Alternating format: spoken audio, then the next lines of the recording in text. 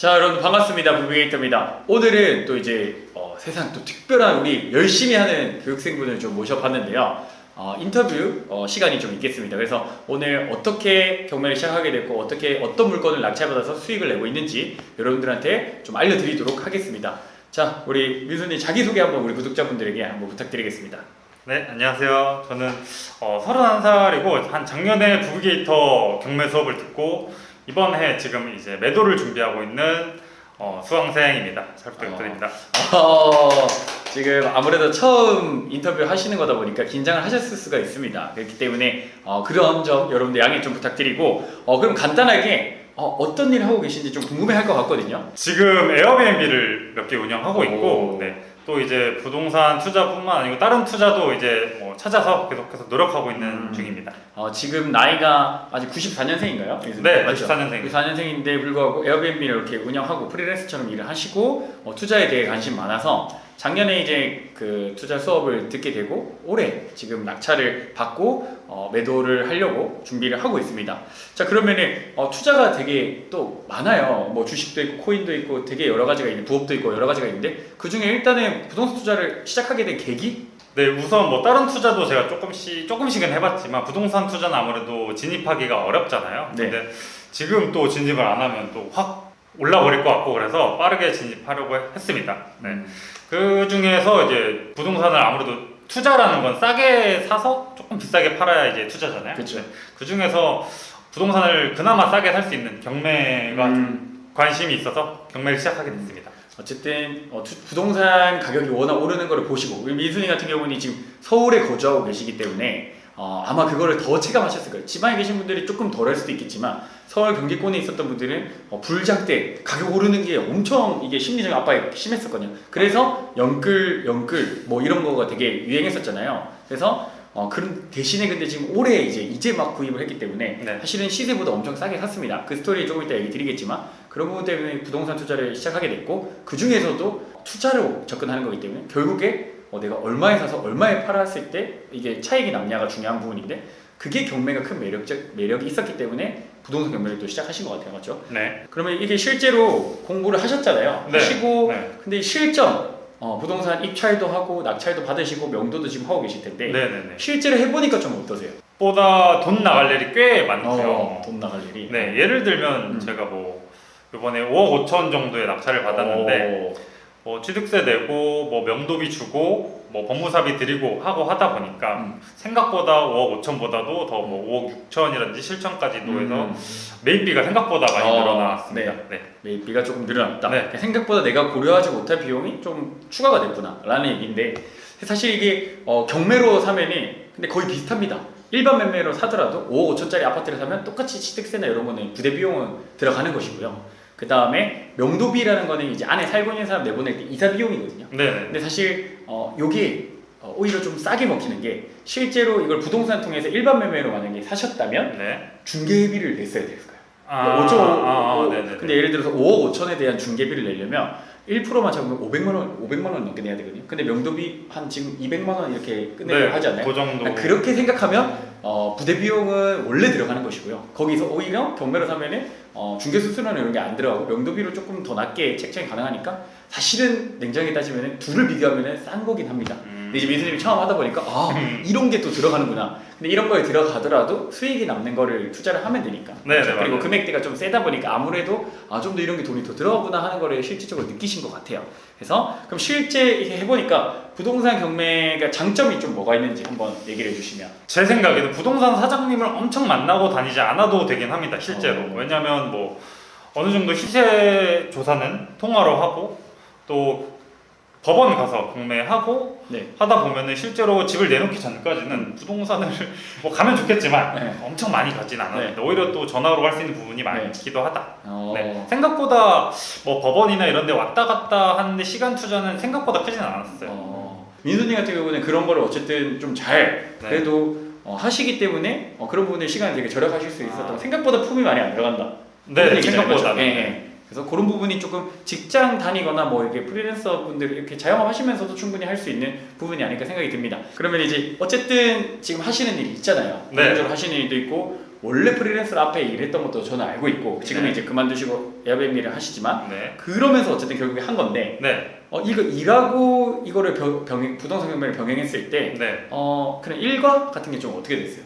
어떤 식으로 공부하고 어떤 식으로 투자했는지. 뭐 일하고 병행한다고 하면은 좀 예를 들어 사실 제가 다녔던 회사라 그런지 모르는데 좀 간간히 또 일과 시간에 좀 남는 시간이 있거든요. 중간중간에. 네. 항상 일을 하는 거는 또 좋네. 아니다 보니까 네. 네. 그러다 보면 중간중간에 아무래도 PC를 사용할 수 있잖아요. 뭐 공무원 같으신 분들은 인터넷이 안 되는 걸로 알고 있긴 한데 그럴 때 옥션원이나 뭐 네. 경매 사이트 들어가서 네. 간단하게 찾아본다든지 찾아보는 것도 사실은 제 생각에는 그냥 찾아보는 것보다는 내가 진짜 다음 주에 예를 들어 입찰을 할 거다 하면은 다음 주에 진행되는 어느 정도 지역을 정해놓고 가격 정해놓으면 다음 주에 진행되는 것만 검색하다 보면 생각보다 또 많지 않거든요. 해봐 뭐 많으면 5개, 맞아요. 6개 정도니까 그 정도만 시세 조사를 해도 다음 주에 내가 예를 들어 진짜로 진행을 한다면 이 정도 금액이 필요하겠구나. 뭐 미리 예상을 한번 해보고 또 그 주가 지나면 아무래도 낙찰가가 또 나오겠죠. 그러면 내가 뭐 많이 썼구나, 뭐 덜 썼구나, 뭐를 알 수 있고 모의 입찰을 하는 거죠. 실제. 나름대로 네. 혼자 네. 그냥 모의 입찰.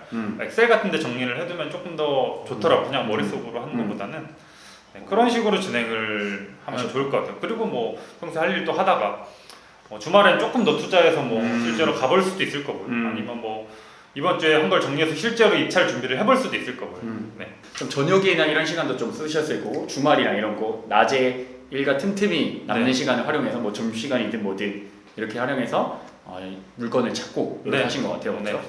그래서 이거를 하는 게 그냥 생각보다 그렇게 많은 시간이 안 들어간다 보네요. 뭐 예를 들어 아까 물건을 5개 찾거나 이런 데 들어가는 시간이 네. 어땠어요? 저는 조금 이제 오늘 저녁에 해야겠다 마음 먹으면 좀 밤에 일이 잘 되는 스타일이라서 네, 새벽에 좀 뭐 예를 들어 뭐 1시간이나 뭐 아니면 그냥 제가 뭐 과제하듯이 네. 뭐 경매 사이트에서 되게 엑셀 다운로드도 많이 되거든요. 네. 그러면 제가 필터링한 물건 기준으로 엑셀 다운 받은 다음에 거기서 정말 뭐 문제가 있는 거는 지우고 나머지 쭉 엑셀로 정리는 금방 했던 것 같습니다. 좋습니다. 그럼 이거 하시면서 그럼 뭐 크게 힘들었던 거나 이런 건 없나요? 이거 어쨌든 일을 병행하면서 했던 것 중에. 제가 지금 명도를 하고 있어서 그런지 네, 지금 하고 있죠. 명도 연락이나 아니면 중간중간 제가 또 대출 상담사분께 많이 연락을 드렸는데 그렇다 보니까 또 다시 이제 콜백이 또 많이 오세요. 그러면 뭐 일을 하고 있으면 조금 힘들 수도 있고 번호를 다 저장할 수는 없으니까. 그렇죠. 네네. 그런 아무래도 모르는 번호가 이제 많이 오는데 그걸 또 많이 받아야 된다 정도가 있겠네요.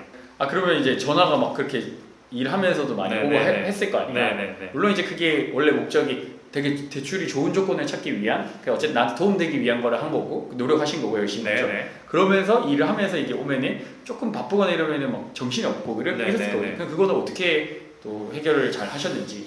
일단은 뭐 진짜 제가 통화가 안 될 때는 잠깐 거절을 하고 문자로 이제 뭐 지금은 통화가 안 됩니다 그러거나 아니면 나중에 연락드리겠습니다 그걸로 보낸다던가 하고 최대한 저는 그래서 문자로 이 내용 좀 정리해서 보내주세요. 예를 들면 뭐 대출금이랑 금리랑 중도상환금이 어떻게 되는지 정리해서 문자로 보내달라고 했거든요. 그러면 문자 받아서 또 나중에 뭐 저녁이나 주말에 시간 남을 때 또 엑셀에다가 제가 엑셀을 좋아해서 엑셀에다가 정리를 합니다. 뭐 대출금은 얼마나 여기 이분은 얼마까지 해줄 수 있고 금리별로 정리해서 제가 나중에 최종적으로 이제 저한테 제일 유리한 걸 고르면 되겠죠. 네, 그거를 정리를 해서 조금 해결을 했습니다. 뭐 전화 그래도 최대한 받긴 해야죠. 그렇죠. 최대한 짧게 끝내려고 했습니다. 또 뭐 하다 보면 뭐 안 되는 건 없습니다. 그리고 이게 나한테 돈이 되고 도움이 되는 것이기 때문에 바쁘더라도 시간을 쪼개서 어떻게든 사람은 하게 돼 있거든요. 아마 그런 부분들이 좀 있었던 것 같고 예를 들어 정리를 좀 잘 하셔서 했던 것도 있고 사실은 그 전화가 콜백 오는 거는 다 받을 이유가 없어요. 그냥 민수님 얘기한 대로 그냥 문자로 보내달라 하면 그 조건 보고 여기가 안 좋을 수도 있거든요. 근데 그 안 좋은 전화를 다 받을 이유는 없어요. 그래서 문자로 조건 이렇게 나온 거를 뭐 심사 나온 거를 얘기해달라 하면 거기서 내가 선택하면 되거든요. 그분들한테는 미안한 얘기지만 그게 굳이 막 내가 콜을 다 받아서 그렇게 할 이유가 없으니까 잘 처리를 하신 것 같아요. 그래서 생각보다 그런 것들이 전화 한 통만 해놓으면은 조건 따다다닥 대출 조건 따다닥 얘기하고 한 1분 30초면 전화 끝나거든요. 저는 이러이러한 연봉이고 뭐 주택수 0이고 이 정도 대출 한도를 원합니다 하고 그럼 거기서 이제 심사를 해서 오는 거기 때문에 그거를 전화 받을 필요가 없고 문자로 그냥 정리해서 달라고 해도 충분할 것 같아요. 물론 이제 디테일하게 좋은 정보가 있는 건 아까 이제 민수님 얘기대로 시간 다시 할애해서 네. 전화를 해서 어떻게 조건 어떻게 되냐, 뭐 비용 어떻게 되냐 이거부터 정리를 하면 좋을 것 같습니다.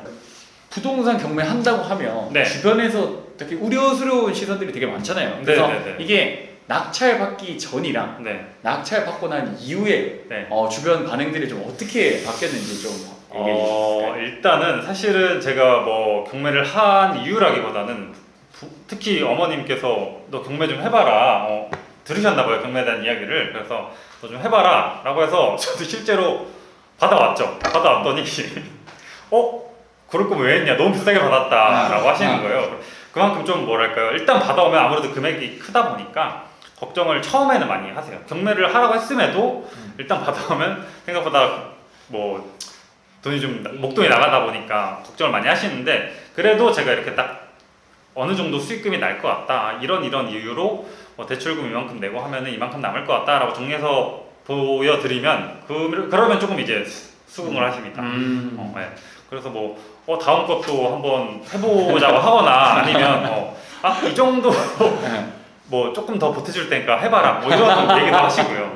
그래서 생각보다 긍정적으로 바뀌고, 주변 친구들은 이제 뭐 경매를 알고 있는 친구들은 또 너 경매 나도 좀 알려줘라고 하거나, 아니면 아예 뭔지 모르는 친구들은 사실 뭐 경매라고 하면은 사실 부동산 경매 말고 뭐 다른 뭐 미술 경매나 이런 거로 아는 친구들이 있는데, 그런 친구들한테 뭐 경매를 또 설명해주면 또 그런 것도 있었냐 하고 재밌어 하긴 합니다. 네. 흥미로워하긴 네, 하네요. 흥미로워합니다. 그래서 어쨌든 낙찰받기 전에는 보통 대개는 네. 우려하거나 야 그러고 왜 그거 어려운 거 그냥 부동산 가서 사지, 네. 아니면 부동산 지금 왜 사? 뭐 이런 반응이었을 텐데 결국에 낙찰받고 나니까 수익 이만큼 나온다고 얘기를 드리니까 네. 처음에 걱정하시지만 또 나중에는 이게 반응이 바뀌거든요. 그리고 이게 맞아요. 어쩔 수 없어요. 결과로 보여줄 수밖에 없거든요. 그래서 실제로 수익을 내고 그거를 보여주면은 사실 주변 분들이 이제 그 다음부터는 얘기를 크게 안 합니다. 왜냐면 저도 이제 처음에 부동산 투자 경매할 때 똑같이 그 반응들을 다 이미 알고 있고, 수많은 우리 교육생분들이 다 처음에 느꼈던 부분들이라, 그래서 이거 민수님이 이번에 잘 매도를 해서 수익을 낸 것까지 딱 보여주면은 친구들과 부모님 반응이 완전 이제 더 바뀐 상태로 될 것 같습니다. 지금 민수님 같은 경우는 지금 대단한 또 비밀이 하나가 있어요. 비밀이 뭐냐면 한 번 입찰해서 한 번만에 낙찰을 받았단 말이죠. 네.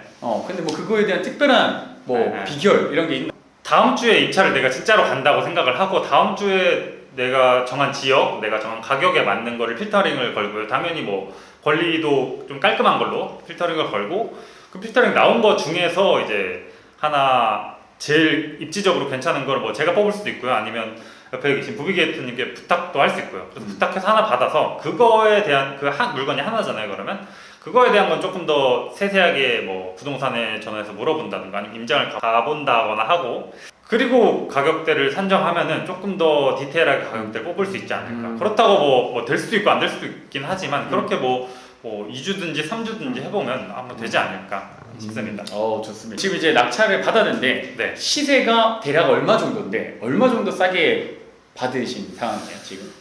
호가 기준으로는 저는 한 6억대라고 생각했는데 호가 기준으로 한 제일 싼 게 6억 2천 정도에 나와 있고요. 네. 저는 그거를 5억 4,800만 원 조금 넘게 5억 5천이라고 할게요. 5억 5천 정도에 받았으니까 뭐 취득세 내고 뭐 하고 하면 한 5억 6천 정도 될 것 같습니다.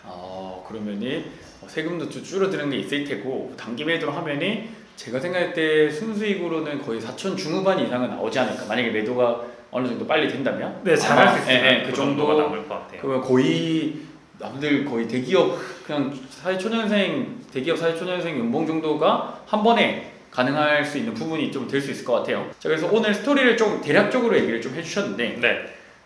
지금 이걸 보고도 결국에 지금 한 달 전까지는 사실 이 영상 보시는 분들하고 똑같았을 거 아니에요. 그러니까 네. 뭐 경매 공부는 했지만은 네. 아직 뭐 입찰 해본 적 없고 뭐 그냥 공부만 했었던 사람이었을 텐데, 투자를 망설이는 직장인 분들 또는 이런 프리랜서 분들한테 해주고 싶은 말씀 혹시 있을까요? 네, 우선은 일단 시도를 해보는 게 좋은 것 같습니다.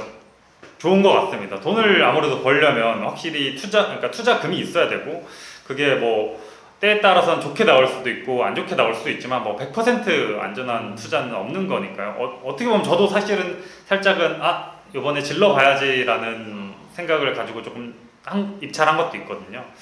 그러니까 너무 막 그렇게 사실 마이너스 나도 그렇게 마이너스 나지는 않기도 할 뿐더러 이런 말은 좀 그럴 수 있지만 진짜 안 풀려봐야 보증금이거든요.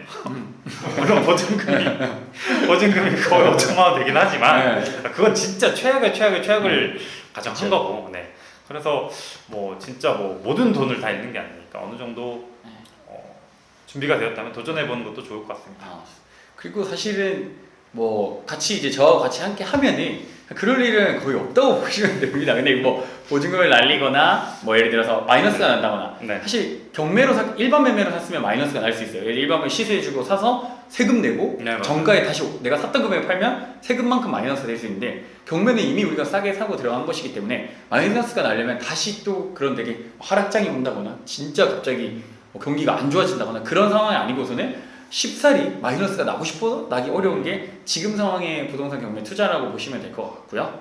그래서 어쨌든 망설이는 분들은 결국에 실행을 좀 해봐야 된다. 그리고 어느 정도 약간의 리스크를 좀 안고 가시는 거를 추천을 드리지만 사실은 경매는 그 리스크가 좀 현저히 일반 매매보다 적다. 그래서 그런 부분들인 것 같고요. 자, 그러면 열심히 지금 명도하고 계시고 앞으로 다른 투자에도 되게 관심 많고 에어비앤비도 하시고 막 되게 여러 가지 하시잖아요. 네.